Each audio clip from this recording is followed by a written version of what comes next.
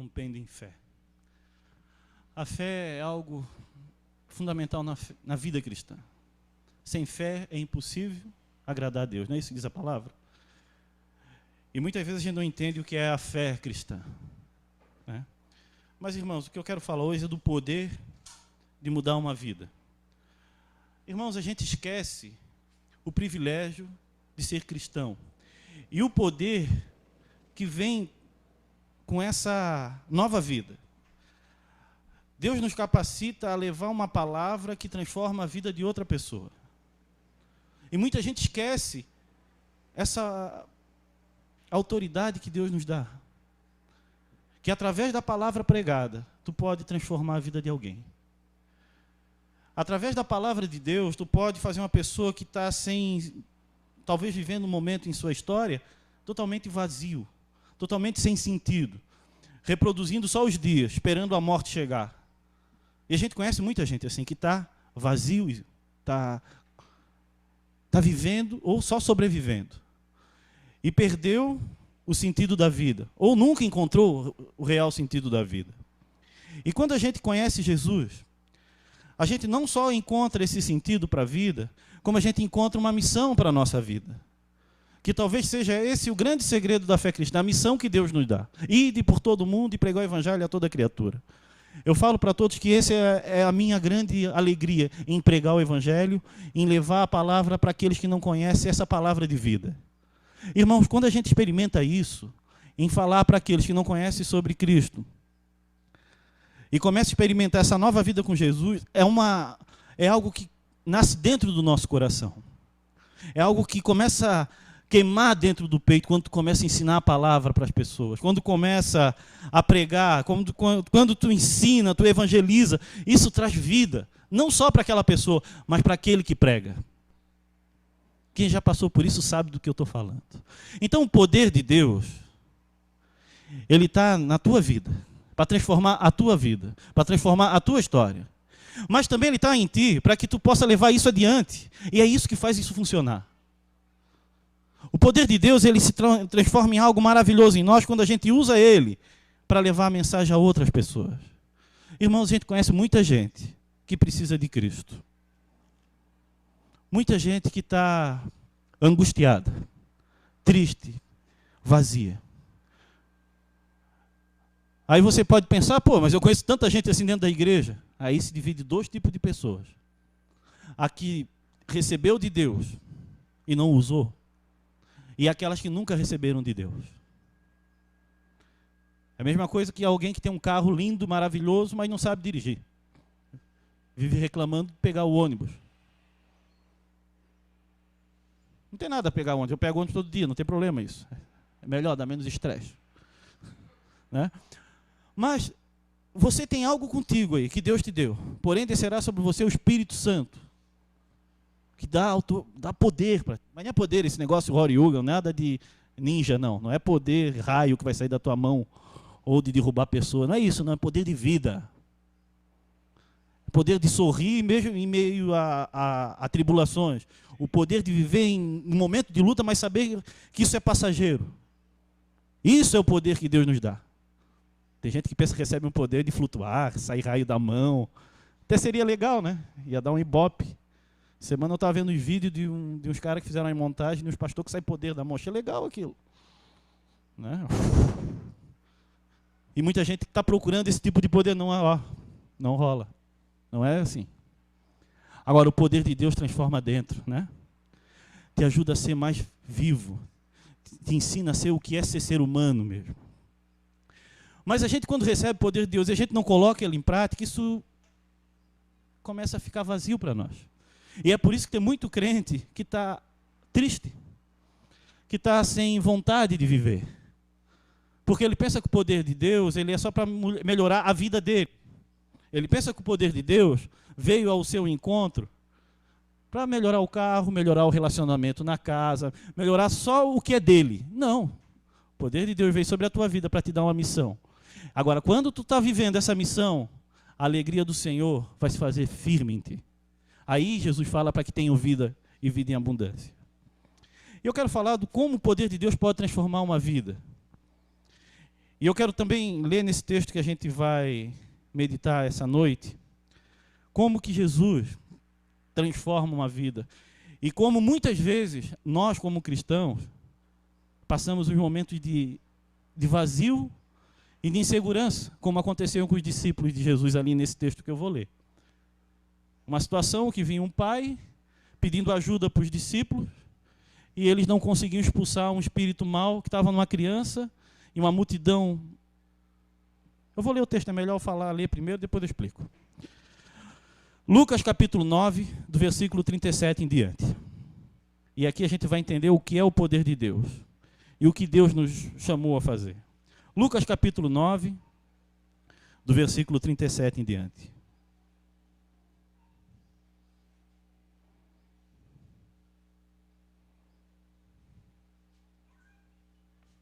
Só para entender, Jesus estava no monte, onde ele encontrou Moisés e Elias. Ele estava lá e levou alguns dos seus discípulos juntos, que querendo agradar, queriam até fazer uma barraca para Elias e para Moisés, não entendiam as coisas. Nossa, Senhor, vamos fazer uma barraca para eles aqui, fazer um acampamento. Queriam mostrar serviço. Ele não entendiam, às vezes era meio pescador como eu. Então Jesus estava descendo o monte e acontece essa situação aqui do versículo 37 em diante. No dia seguinte, eles desceram do monte. E uma grande multidão veio ao encontro com Jesus, encontrar Jesus, né?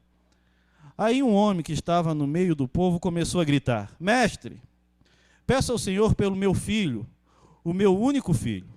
Um espírito mau o agarra e, de repente, o menino dá grito e começa a ter convulsões e a espumar pela boca. O espírito o maltrata e não solta de jeito nenhum. Já pedi aos discípulos do Senhor que o expulsasse o espírito mau, mas eles não conseguiram. Jesus respondeu: gente má e sem fé, até quando ficarei com vocês?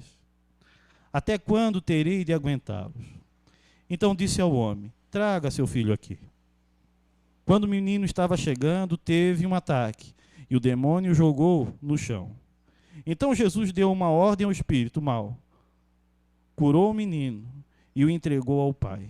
E todos ficaram admirados com o grande poder de Deus. Olha essa situação. Primeiro aqui a gente vê uma clara situação que acontece no nosso país, na vida que a gente conhece aí, com muitos parentes, amigos nossos. De pais lutando com os filhos. Aqui é uma questão de possessão, uma questão demoníaca que estava acontecendo ali.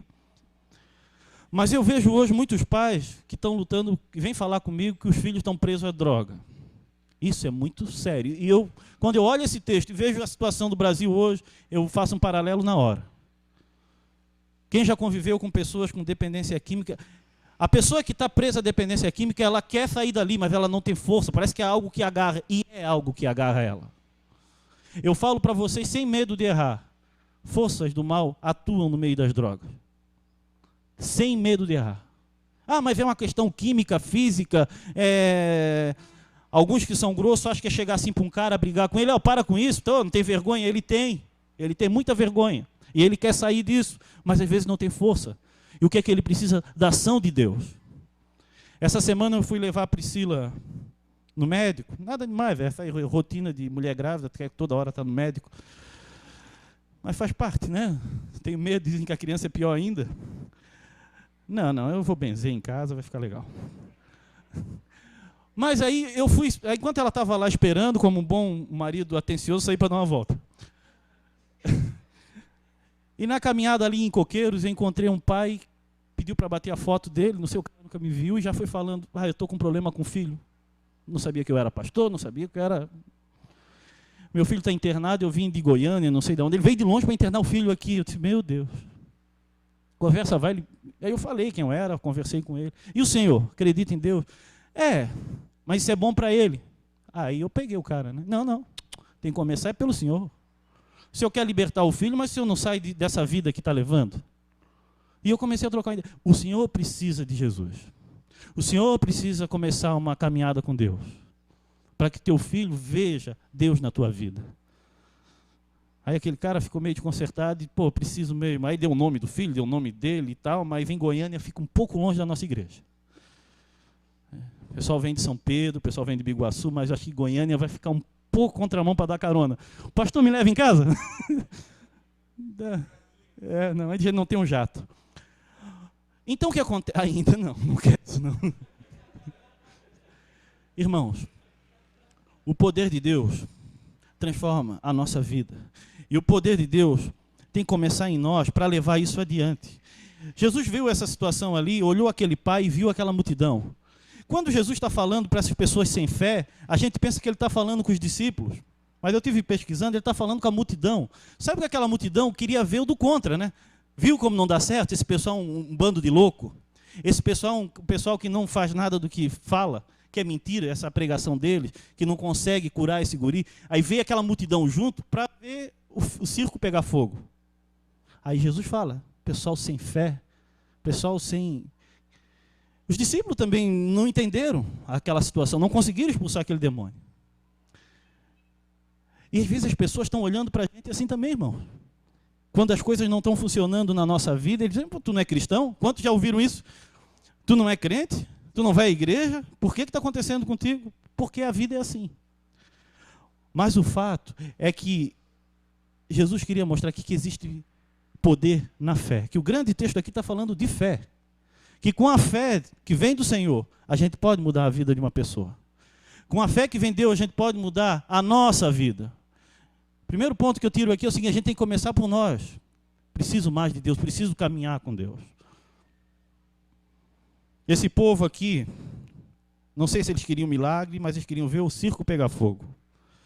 Eu queria tirar aqui 3 lições que eu queria que a gente gravasse em nossas mentes e nos nossos corações desse texto. Eu fico pensando a partir do ponto de vista daquele discípulo que orou e não deu certo. Eu fico pensando aquele discípulo que pediu ali a Deus para curar aquela criança e nada. Eu fico imaginando a frustração dele, o que é que eu tenho de errado, Senhor? O que é que eu fiz? Ou melhor, o que é que eu não fiz? Será que eu tenho que jejuar mais? Preciso fazer a corrente dos 30? Pular a fogueira santa dos 40? Fazer preciso disso? Não é isso. Precisa ter fé.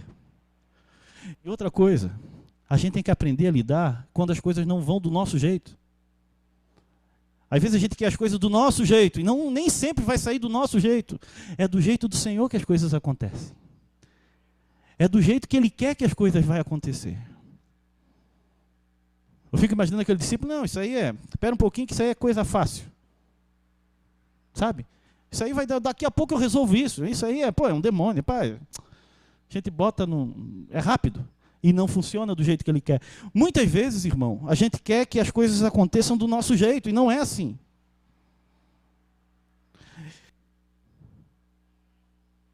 Mas isso às vezes é bom, sabe por quê? Porque quando a gente começa as coisas a funcionar do jeito que a gente quer, a gente acomoda. Quando as coisas começam a funcionar do jeito que tu ora, tu começa a te acomodar e achar que a vida é assim mesmo, tu começa a ficar tranquilo, tu começa a ficar frouxo. Eu falei na quarta-feira, aqui estava falando, pena que o Jolim não estava na quarta, eu falei que no Exército ou na Aeronáutica, sei lá, qualquer força armada, eles exigem um treino constante para que os soldados estejam sempre alertas, preparados. Porque não tem guerra agora, porque dá para pensar, não, eles vão lá para quê? Brincar de guerrinha? Para que eles estão? É para que a gente tenha na pátria um povo sempre alerta, um povo sempre preparado. Quem trabalha em força, com polícia, sabe que isso faz parte da vida deles. Precisam estar treinando, estar se preparando, se capacitando o tempo todo, para que não pegue as coisas desprevenidas. Uma situação de combate, sei lá, o pegue desprevenido. E a vida espiritual, às vezes, vem uma luta dessa para que tu acorde, irmão. Eu fico pensando naquele discípulo que estava já começando a acomodar, tão tranquilo, funciona tudo assim na boa, e a coisa não funciona. Quanto que aquele cara começou a orar? Veja o que ele começou a fazer. Eu fico pensando o quanto ele foi procurar no Senhor, o que é que aconteceu, buscar em Deus alguma resposta para aquela situação. E às vezes as coisas não acontecem com a gente para a gente buscar em Deus alguma resposta. Porque tu está acomodado. E eu vejo a igreja no Brasil, uma igreja acomodada, está tranquilo a igreja, não tem perseguição. Irmãos, Eu não quero profetizar isso, porque eu também não quero isso para a minha vida. Mas daqui a pouco vai ter que vir uma perseguição no Brasil para que a igreja acorde e a gente saiba quem é joio e quem é trigo. Onde as pessoas que são verdadeiros discípulos de Deus vão permanecer. Eu não quero isso, eu quero, tá bom assim. Mas que a gente possa usar dessa liberdade que Deus nos deu para a gente pregar mais, com mais vontade, com mais alegria, porque Deus nos deu uma grande liberdade nesse país de pregar o evangelho. Só que a gente acomodou, a gente está tranquilo. Eu vou quando dá, faço quando posso. A gente vive um momento de pessoas que não se comprometem com mais nada da fé. A fé virou algo que, como lazer. Hoje é um dia de culto, amanhã é um dia de cinema, e na quarta eu vou comer um peixe. E na quinta eu vejo um filme, na sexta eu saio com os amigos. Não, a fé é vida, amém? Fé é viver diferente, é caminhar com Deus, saber que tu tens uma missão nesse mundo. Então, de repente, isso aqui veio para esse discípulo, para eles todos acordarem a grande batalha que eles iam enfrentar depois. Jesus daqui a pouco ia embora e eles iam ficar para pregar esse evangelho. Aí Jesus fala, sem que precisa de ter fé. Em outra tradução fala jejum e oração. Então, uma das lições que eu fico pensando aqui é que a gente tem que estar preparado. Sempre alerta. Em Filipenses capítulo 3, 12, fala assim, não penso que consegui tudo que quero ou que já fiquei perfeito, mas continuo a correr. É o que diz Paulo. Eu continuo correndo. Paulo, que é Paulo, não parava. Às vezes a gente para, irmãos. A gente tem que continuar correndo e crescendo na fé. Aprendendo mais de Deus. Orando, buscando, lutando pelo evangelho. É isso que traz vida para a gente. É isso que nos motiva a viver a vida cristã verdadeira. É trabalhar pelo reino de Deus. Não é ser uma pessoa que assiste apenas, mas que faça parte dessa história. Eu louvo a Deus por cada pessoa que tem vindo a essa igreja, que tem lutado por essa igreja, por ter batalhado pelo reino aqui. Porque isso é reino, é quando a gente se impõe contra as forças do mal. E outro detalhe importante nesse texto, que deixa bem claro que existem forças do mal. A grande mentira do mundo hoje é que não existe força do mal, não. Esse negócio de demônio é psicológico. Jesus acredita. A Bíblia fala dos dois. Vigie e ore, porque o espírito está pronto e a carne é fraca. Fala da nossa carne, mas também em Pedro, capítulo 5, versículo 8, acho. 1 Pedro. Fala que o nosso adversário anda ao derredor buscando a quem possa tragar. Ou seja, existe um adversário. Irmãos, a gente não pode baixar a guarda. A gente tem que ficar atento. Não é ficar com medo. É saber em quem a gente crê. Tá? Saber que Ele é poderoso. Aí Jesus fala ali, o segundo ponto é falar sobre fé. Esse povo não tem fé. Eu quero destacar esse negócio de fé. Tem gente que confunde fé com pensamento positivo. Não, irmão, tenha fé, vai dar certo, tenha fé, vai ter. Acredita, 1, 2, 3, vai dar certo. Não é assim. Isso não é fé, isso é pensamento positivo, é bom, pode ter pensamento positivo, sei lá. Fé é acreditar no caráter de Deus. Fé cristã é acreditar em Deus. Fé cristã é saber quem Deus é. Sem fé ninguém pode agradar a Deus. Mas fé em quem? Fé em Cristo. Em Romanos 7 fala sobre isso. Romanos 10, 17. Né? A fé vem por ouvir e ouvir a palavra de Deus. Irmãos, a gente tem que parar de confundir fé com pensamento positivo. Irmão, tenha fé, vai dar certo, vamos lá. Chuta no gol que tu acerta. Isso não é fé. Fé é conhecer ao Senhor. É conhecer o caráter de Deus. É conhecer quem Deus é. Isso é a fé. E isso que aumenta a nossa fé. E quando a gente tem essa fé, que é a fé que fala do Deus vivo e verdadeiro, do Deus que faz milagres, do Deus que transforma a vida, tu começa a ter uma vida diferente. Tu começa a ter fé. Porque a fé, ela está diretamente ligada ao conhecer a Deus.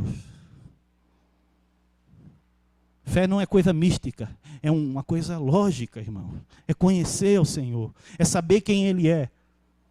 Então, quando Jesus fala ali, vocês têm que ter mais fé, ou seja, vocês têm que me conhecer, vocês sabem quem eu sou, vocês viram o que eu faço. Viram os milagres, acabaram de ver ali descer do céu Moisés e Elias para conversar comigo. Isso é fé, saber o que Deus é. Irmãos, quando a Bíblia está falando para a gente ter fé, é conhecimento do Deus vivo que a gente serve. Tu conhece esse Deus dessa maneira, com essa intensidade toda? Quando tu conhece assim, tu age diferente, tu vive diferente, tu luta pelo reino de maneira intensa e verdadeira, porque tu tem fé. Fé é conhecer a palavra, é conhecer o Deus vivo e verdadeiro, isso é fé. Vamos parar com essa coisa de fé. Eu vejo alguns livros assim que falam de fé de uma maneira engraçada, parece autoajuda. Tenha fé, acredite em você mesmo. Pô, se tu não acreditar em você mesmo, tens um problema existencial sério. Claro que tem que acreditar em você mesmo, senão te interna. Aí eu não acredito que eu vou conseguir andar. Tudo é possível. Ô, irmão, tem que acreditar em ti. Como não vai acreditar em ti? Então tem problema. Já viram essa frase muito famosa aí em livro de autoajuda? Acredite em você mesmo. Todo mundo acredita em si. Quem não acredita em si não consegue nem ouvir isso. Quem não acredita? Se parar para pensar nessa frase, dá um nó na testa. Dá um nó na testa. Porque acreditar em si já parte de um pressuposto que tu não acredita em nada. Agora, a fé é conhecer a Deus. Irmãos, entendam isso. Conheçam, vivam. E conhecer a Deus leva a tu viver com Deus, que leva a praticar as obras de Deus. Conhecer Ele, não tem como conhecer o Senhor sem praticar o que Ele ensinou. Porque tem muita gente que acha que conhecer a Deus é só saber dEle, é viver Ele. Quando eu estudava filosofia na Federal, não é grandes coisas também, eu conhecia muito professor que se dizia ateu, que conhecia a Bíblia, mano. Conhecia a Bíblia de uma maneira fantástica. Me lembro de um professor da filosofia existencial que citou Deuteronômio todo, uma parte, não todo, né? Um texto enorme ali, decor, e falou bonito. Pô, se ele fizesse apelo, eu ia de joelho para frente. O cara ensinando sobre o judaísmo e todo o poder de Deus, a manitato. Aí no final ele fala, mas eu não acredito nisso. Isso aí é a lenda judaica. E tem muita gente na igreja que olha a palavra como uma lenda. Não, isso aqui é para a minha vida. Não, isso aqui não é para a minha vida. Isso aqui é legal. Isso aqui não é legal. A Bíblia é um todo. Amém?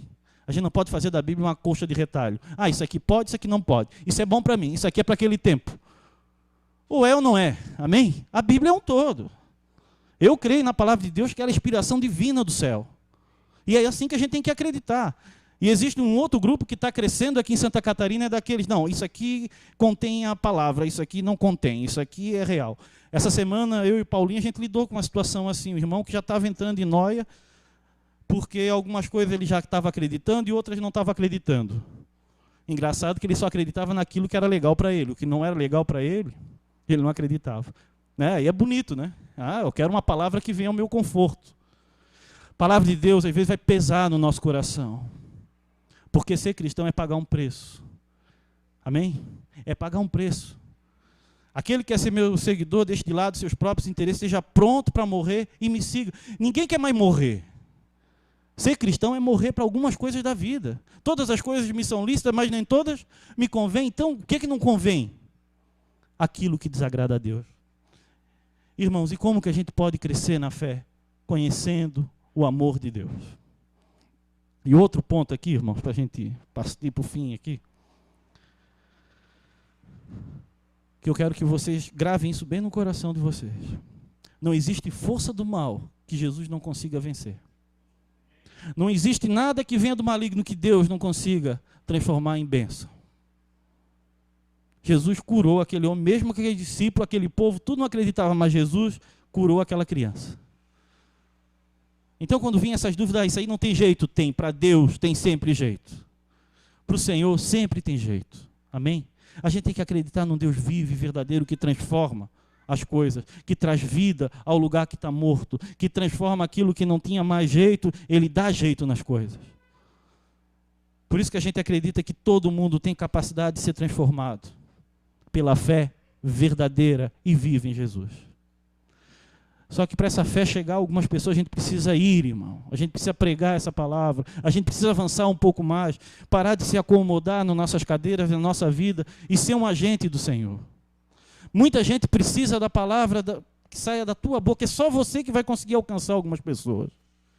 Agora a gente tem que ter coragem e vontade e determinação a crescer. Mas alguém pode falar para mim assim, eu quero, mas eu não sei como fazer. Primeira coisa, aprenda, irmãos. Hoje existe um povo que não quer mais estudar a Bíblia. Poxa, a gente tem grupos de estudo bíblico aqui, só vem uns 20 quando vem. Pô, a gente pode crescer mais ainda. Mas eu não tenho tempo, a gente vai na tua casa. Mas aí vou ter que dar café. Pô, irmão, eu levo café se for o caso. Eu levo uma garrafinha, a gente toma junto. Não tem... Vamos aprender a palavra, tem gente aqui que quer ensinar. Eu conheço irmãos aqui que querem aprender, mas, irmão, vocês não sabem a quantidade de pessoas que tem aqui nessa igreja, que tem vontade de ensinar. Se alguém disser assim, pastor, eu quero aprender da Bíblia, eu vou te mandar um irmão na tua casa que aquele cara é bom. Ele vai dar um curso de Bíblia melhor do que eu. Mas eu não tenho como adivinhar, eu não tenho esse dom. É aquele irmão lá, vai ser na tua casa, quinta-feira às 10 horas, eu e tu, sozinho, não dá certo. Apanha. Não é assim que a coisa funciona. Você tem que dizer, eu quero aprender, eu preciso mais de Deus. E a gente dá um jeito de querer levar a palavra à tua casa, à tua vida, irmão. Procure crescer no Senhor. Te esforce a aprender mais de Deus. É isso que traz vida, isso que traz alegria, isso que traz empolgação a pregar esse evangelho que traz vida. É o conhecimento da palavra. A fé vem para ouvir e ouvir a palavra de Deus. Então vamos crescer mais nesse conhecimento. Não te acomoda, não, irmão. Eu quero encerrar com a história de um homem que estava num buraco. Eu adoro a história de homem que vai para o buraco. Um homem estava caminhando e caiu num buraco. Um buraco fundo, ele tentou sair, não conseguiu sair. Aí passou um cara, olhou no buraco lá, olha,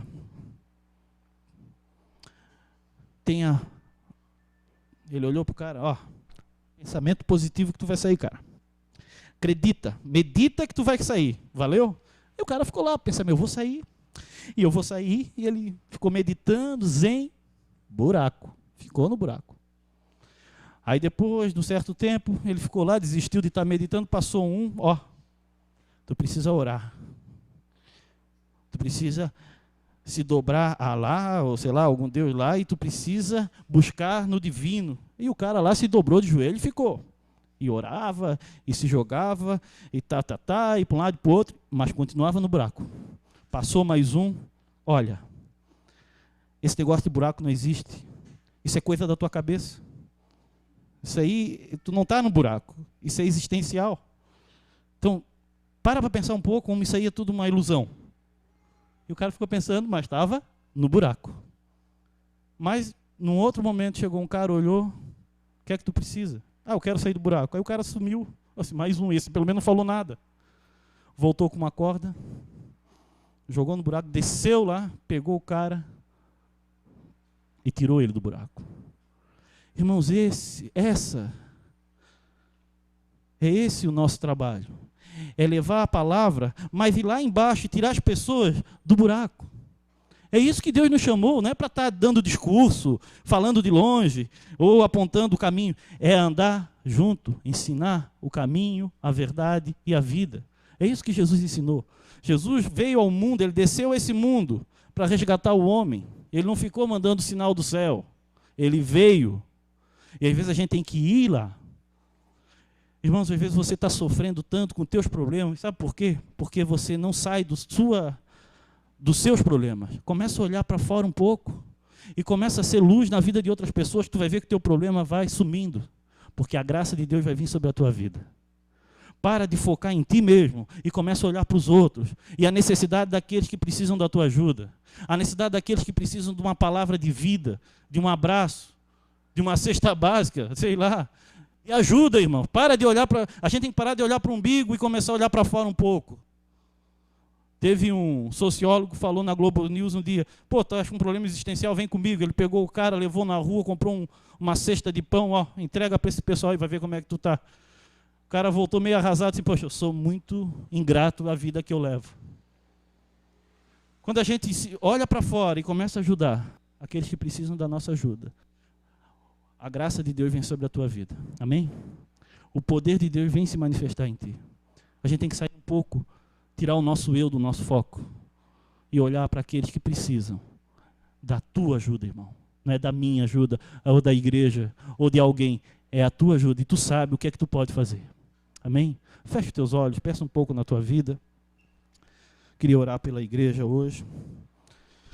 E eu queria que você saísse daqui com essa consciência, que o poder de Deus pode transformar uma vida, mas Ele só pode transformar se a gente levar essa palavra. Ele só pode transformar se você for agente de transformação. Pensa um pouco na tua vida, irmão. O que é que tu tem feito pelo reino de Deus? Onde você tem dedicado toda a sua vida? É só para ganhar dinheiro? É só para trabalho? Ou você tem feito algo por alguém? Você tem levado a palavra para mais outras pessoas? Pensa.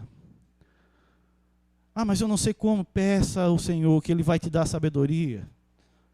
Deus vai te usar, irmão, de maneira incrível. Pai querido, abençoa a vida de cada pessoa que está aqui, Senhor. Que nesse novo ano de 2013 a gente possa ser agentes de transformação de vida, Pai. Tira, Pai, essa acomodação das nossas vidas, Senhor, que a gente possa se empenhar a conhecer mais o Senhor, a caminhar mais ao lado do Senhor, Pai, a viver a vida que o Senhor nos chamou a viver, Pai. Oh Deus, e aqueles que estão passando muitas lutas agora, Pai, que o Senhor possa estar se mostrando fiel e mostrando o quanto o Senhor pode transformar a vida dessa pessoa, Pai. Em nome de Jesus, manifesta a Tua graça, o Teu poder, Senhor, para que mais e mais vidas, Senhor, sejam alcançadas por essa graça, por esse amor. Oh Deus, abençoa, Pai. Abençoa cada um que entrou nesse culto essa noite, Pai, buscando mais de Ti, Senhor. Obrigado, Pai, porque quem veio aqui, Senhor, é que acredita que o Senhor é Deus e que o Senhor pode fazer muito mais do que a gente imagina, Senhor. Obrigado por tudo que o Senhor tem feito aqui, Pai. Pelas vidas que o Senhor tem usado aqui na igreja, Pai. Por pessoas que têm se dedicado a esse evangelho, Pai, a trabalhar por esse evangelho, Senhor. Mas, Deus, a gente tem feito tão pouco, Pai. Nos capacita, nos usa, Pai. Oh, Deus, desperta pessoas que estão dormindo, Senhor. Pessoas que não estão se dedicando mais à Tua obra. Desperta, Senhor. Porque a seara é muito grande, Senhor. E são tão poucos ceifeiros, Senhor. Oh, Deus. Desperta a Tua igreja, Pai.